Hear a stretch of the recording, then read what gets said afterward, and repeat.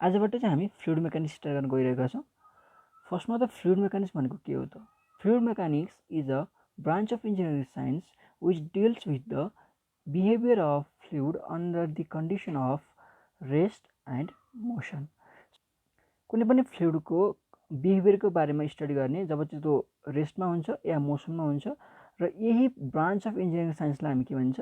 Fluid mechanics भनिन्छ। अब अर्को हुन्छ hydraulics. Hydraulics is a branch of engineering science which deals with water. So water चाहिँ at रेस्टमा हुँदा होस् या एट मोसनमा हुँदा होस्, वाटरको बारेमा हामी स्टडी गर्छौँ भने त्यसलाई चाहिँ हामी हाइड्रोलिक्स भनिन्छ। अब कुरा गरौँ फ्लुइड। फर्स्टमा हामी फ्लुइडलाई डिफाइन गरौँ। A fluid is a substance which is capable of flowing. A fluid is a substance which is capable of flowing. यस्तो सब्सटेन्स जुन चाहिँ फ्लो गर्न सक्छ, जसमा चाहिँ फ्लो गर्ने एबिलिटी हुन्छ, त्यस्तो सब्सटेन्सलाई हामी के भनिन्छ? फ्लुइड भनिन्छ। Or a fluid is a substance which deforms continuously when subjected to external shear force. कुनै पनि सब्सटेन्समा हामीले एक्सटर्नल शियर फोर्स एप्लाई गर्यौँ भने त्यो सब्सटेन्स चाहिँ कन्टिन्युसली डिफर्मेसन हुनसक्छ भने त्यसलाई चाहिँ हामी के भनिन्छ? फ्लुइड भनिन्छ। अब यसका केही प्रपर्टिजहरू हेरौँ। It has no defined shape of its own but conforms to the shape of content vessel. भनेको यसको कुनै पनि आफ्नै कुनै सेप हुँदैन, आफ्नै कुनै आकार हुँदैन, तर यो जस्तो भाँडामा हाल्यो त्यस्तै आकारको बन्छ। एन्ड सेकेन्ड प्रपर्टी छ, even a small amount of shear force exerted on a fluid will cause it to undergoes a deformation which continues as long as the force continue to be applied। भनेको के हो भने जब चाहिँ small amount of shear force पनि यसमा apply गरिन्छ, then यो चाहिँ डिफर्मेसन हुन्छ। It undergoes the deformation which continues as long as the force continue to be applied. र डिफर्मेसन कहिलेसम्म हुन्छ? जबसम्म चाहिँ त्यो फोर्स चाहिँ त्यसमा एप्लाई गरिन्छ। अब फ्लुइडका केही टाइपहरू हेरौँ। सो मैले ए र बी गरेर छुट्याएको छु। एमा छ liquid, gas and vapour. So liquid, gas and भ्यापरको बारेमा मैले डिस्क्राइब गर्न नपर्ला। सो हामीले यसको बारेमा पहिले धेरै पढिसकेका छौँ। एन्ड अब कुरा गरौँ बीमा, ideal fluid and real fluid. So यो चाहिँ इम्पोर्टेन्ट छ, एक्जाममा पनि सोध्न सक्छ यो, right different between the ideal fluid and real fluid भनेर। सो आइडियल फ्लुइडको बारेमा लेख्नु पर्दा ideal fluid is a fluid which has no viscosity and surface tension and is incompressible। So यस्तो फ्लुइड जसमा चाहिँ भिस्कोसिटी पनि हुँदैन र सर्फेस टेन्सन पनि हुँदैन र यो चाहिँ इनकम्प्रेसिबल हुन्छ भने त्यस्तो फ्लुइडलाई चाहिँ हामी आइडियल फ्लुइड भनिन्छ। र सेकेन्ड छ real fluid. Fluid which has viscosity, certain viscosity, surface tension and is compressible. यस्तो फ्लुइड जसमा चाहिँ के हुन्छ? भिस्कोसिटी पनि हुन्छ सर्टेन, सर्फेस टेन्सन एन्ड जुन चाहिँ कम्प्रेसिबल हुन्छ, त्यस्तो फ्लुइडलाई चाहिँ हामी के भन्छ? रियल फ्लुइड भनिन्छ। अब यसको डिफ्रेन्स लेख्नु पर्दा एउटा डिफ्रेन्स त भइहाल्यो, यो आइडियल फ्लुइडमा के हुँदैन? भिस्कोसिटी हुँदैन एन्ड यसमा सर्फेस टेन्सन पनि हुँदैन भनिन्छ, एन्ड यो चाहिँ इनकम्प्रेसिबल हुन्छ। एन्ड रियल फ्लुइड भनेको ट्याक्क अपोजिट, यसमा भिस्कोसिटी पनि हुन्छ, सर्फेस टेन्सन एन्ड कम्प्रेसिबल पनि हुन्छ। एन्ड अर्को हुन्छ डेन्सिटीको कुरा गर्नुपर्दा डेन्सिटी चाहिँ के हुन्छ? यो आइडियल फ्लुइडको केसमा डेन्सिटी कन्सटेन्ट हुन्छ एन्ड रियल फ्लुइडको केसमा डेन्सिटी चाहिँ के हुन्छ? कन्सटेन्ट हुँदैन। सो युजेसको बारेमा कुरा गर्दाखेरि आइडियल फ्लुइड भनेको चाहिँ वास्तवमा इट इज नट एक्जिस्ट। यो चाहिँ हामीले इमेजिन गरिएको मात्रै फ्लुइड हो। कुनै पनि फ्लुइडको भिस्कोसिटी वा सर्फेस टेन्सन वा कम्प्रेसिबल नहुने त फ्लुइड हुँदैन। सो यो चाहिँ प्र्याक्टिकल्ली पोसिबल छैन, यसलाई चाहिँ हामीले आइडियल्ली एज्युम गरेको मात्रै हो। सो यो चाहिँ हामीले युज गर्ने भनेको बर्नौलिज इक्वेसनमा नि युज गरिन्छ। एन्ड अर्को हुन्छ हामी कन्टिन्युटी इक्वेसनमा पनि यसको युज गरिन्छ आइडियलको। एन्ड हामीले जति पनि फ्लुइडहरू हुन्छ नि नेचरमा त्यो सबै फ्लुइड भनेको के हो रियल फ्लुइड हो। सो अब कुरा गरौँ केही फिजिकल प्रपर्टिज अफ फ्लुइडको बारेमा। सो फर्स्ट छ डेन्सिटी, सेकेन्ड छ स्पेसिफिक वेट वा यसलाई वेट डेन्सिटी पनि भनिन्छ, थर्ड छ स्पेसिफिक ग्रेभिटी, फोर्थ छ स्पेसिफिक भोल्युम, फिफ्थ छ भिस्कोसिटी, सिक्स्थ छ सर्फेस टेन्सन, सेभेन छ कोहेसन, 8 छ एडेसन एन्ड 9 भनेको क्यापिलरिटी र 10 भनेको कम्प्रेसिबिलिटी छ।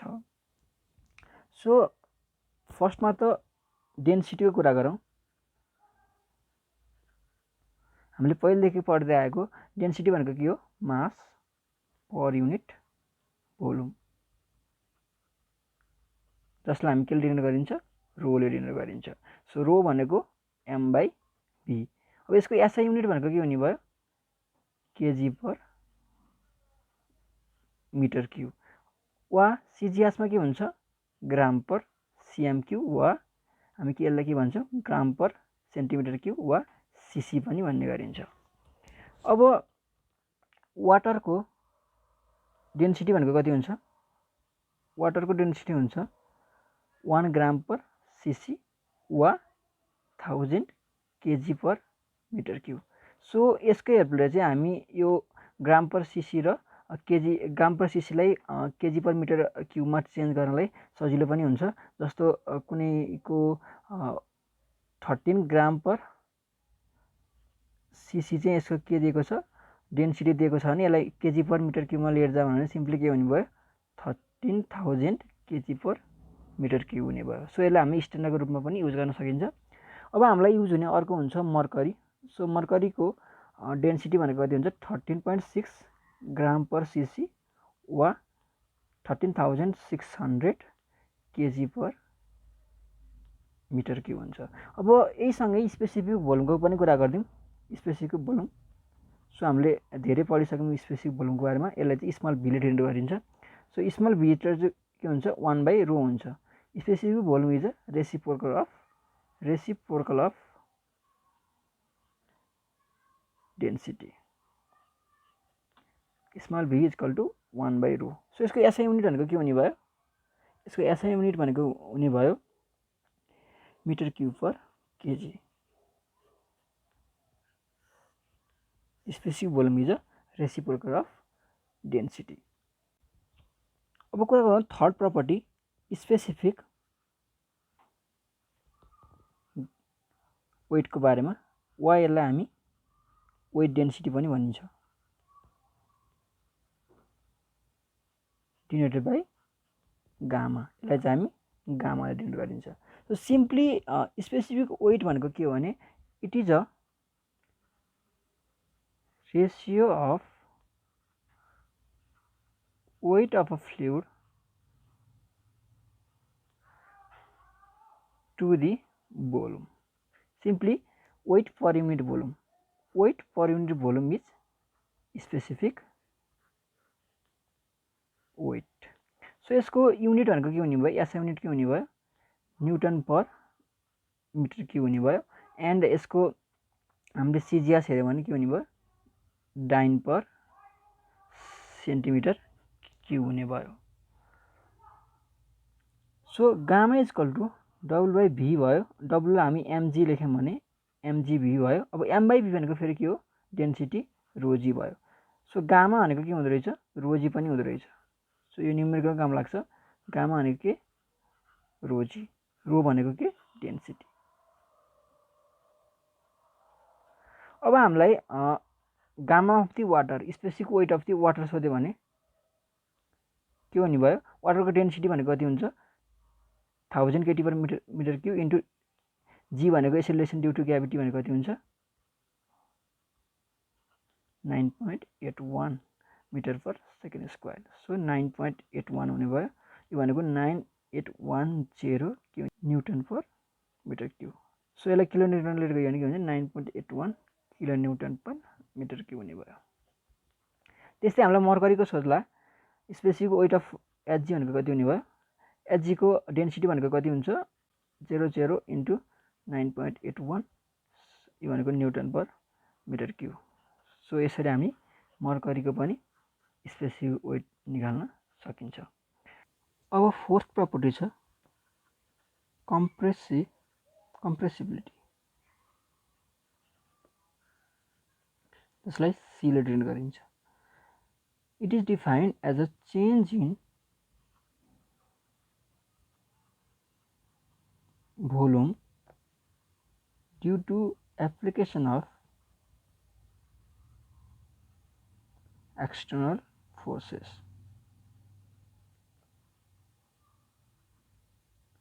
and the degree of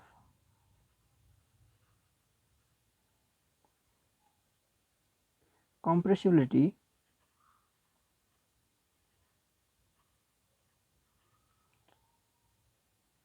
is measured by bulk modulus. So हामीले ब्लक मोडुलसको बारेमा प्लस 2 मा पनि पढिसकेका छौँ। So bulk modulus is denoted by B or K. So it is the ratio of change in pressure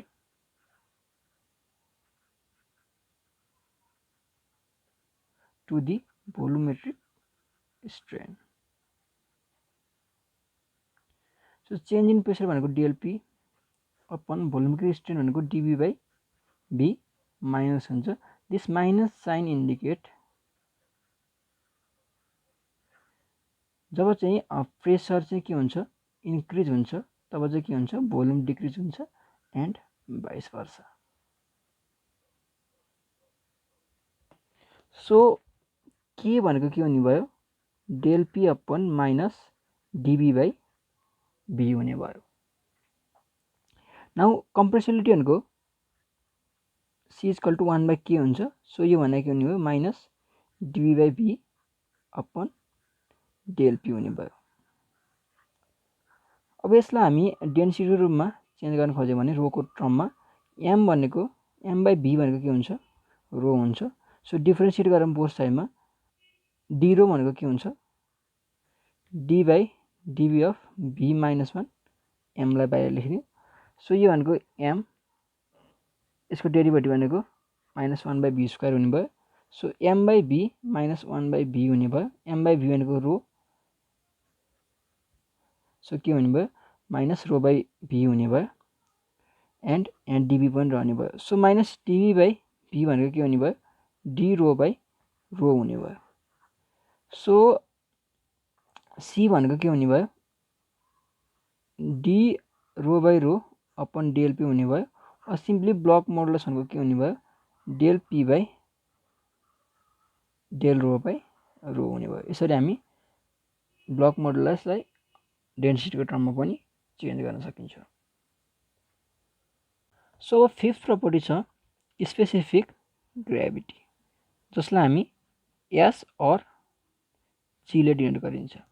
so specific gravity is defined as the ratio of the specific weight of the any liquid to the ratio of the specific weight of water at 4 degree centigrade.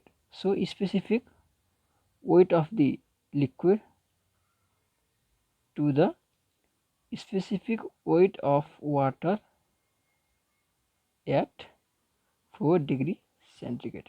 So G is equal to के हुने भयो gamma liquid upon gamma water at 4 degree centigrade. अब यसलाई हामीले density रूपमा change गर्ने भने rho liquid into G upon rho water at 4 degree centigrade into G हुने भयो। जी क्यान्सल आउट भयो। सो यसलाई हामी स्पेसिफिक ग्राभिटी हामीले कसरी पनि डिफाइन गर्न सक्ने भयो। Specific gravity is the ratio of the density of any fluid to the density of water at 4 degree centigrade. So यो भयो स्पेसिफिक ग्राभिटीको कुरा। सो हामी अब नेक्स्ट भिडियोमा चाहिँ सर्फेस टेन्सन